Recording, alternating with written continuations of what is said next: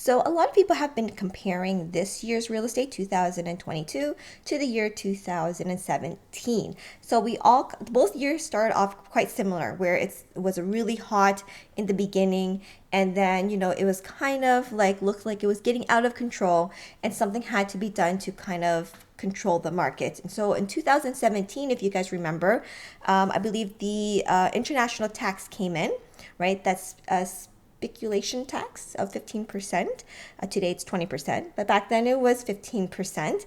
And there was additional stress test that was introduced to the market. And so that cooled down the market. And I believe the cooling down started, around April. It was May, April, March, April. It was around April there, if I can remember correctly. And so this year, pretty much the same thing. We cooled down around March, April. And so similar, the 2 years are kind of in similar kind of trend. And so I would like to share with you guys month to month comparison of the two. So since everybody's comparing it, so might as well I compare it too. So, oh, that doesn't look nice. Oh, let's see here what happened. Hold on here. No, actually, that's fine. Okay. So here we go. Maybe just move this over a little bit. Ah, I see what I did. Just give me a second, guys. Sorry, I don't want to record this again because, I've been re-recording things all day long and it's like time consuming. There we go. Okay, there we go. So here we go. So the top is 2022 and 2017. So a lot has changed beside the beautiful colors that my board has been doing. We added a little color to make it more fun to look at graphs now. A lot have changed. So let's see what's changed in the 2 years. So remember, the bottom one here is 2017 and the top one here is 2022. Okay, how's that? Good. Let's look at how many sales has been going on. So this number is for all types of home. So condos, freeholds, every type of home all combined together. So the whole real estate board all together. So today, this year in June, and oh yeah, by the way, this is June. Perfect.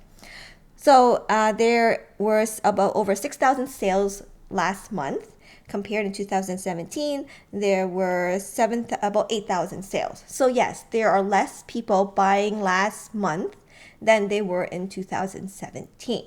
What else has changed? Obviously, price, right? Average price. It was about almost 8,000 back then, and now it's about $1.146 million. So that's quite of a leap in the last, few years and 5 years, right?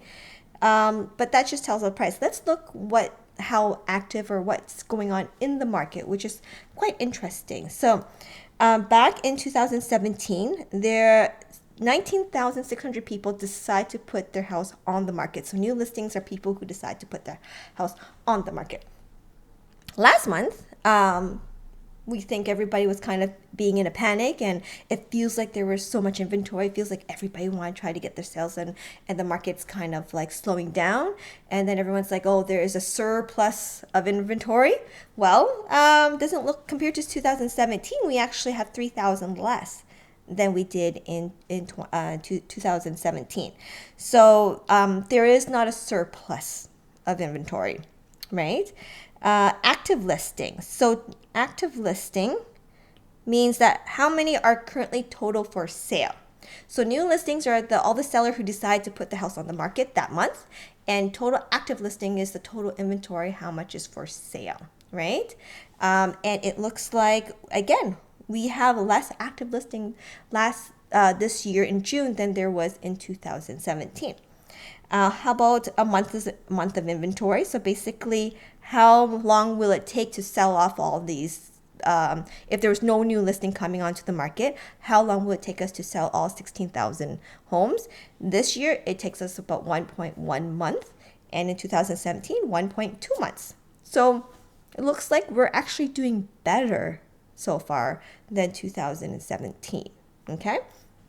What else is there to look at? Oh, so average days on market looks about the same.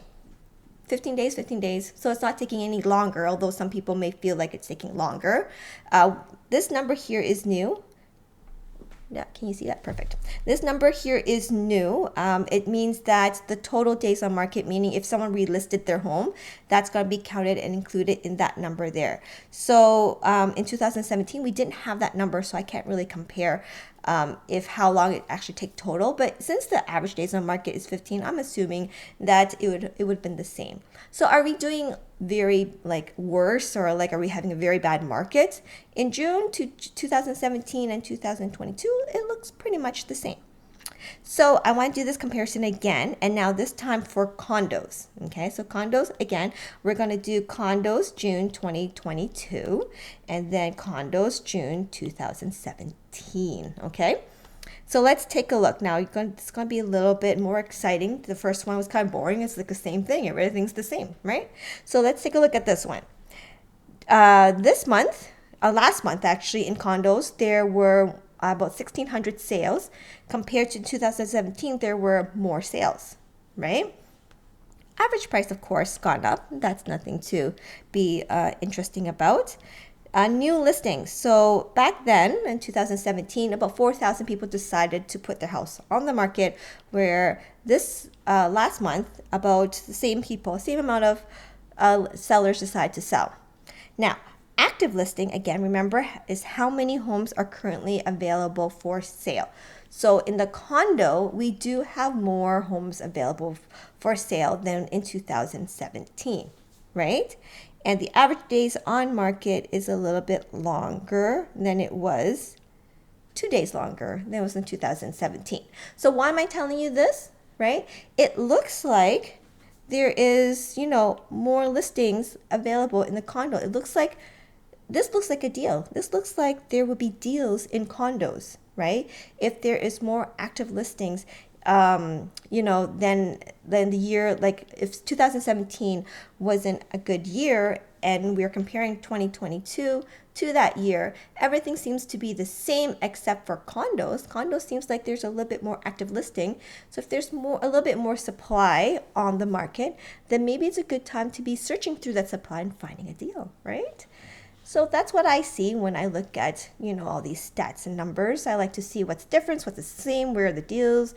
If there is a deal, where would it be? So if you're looking for a condo, it looks like it's a great time to buy one.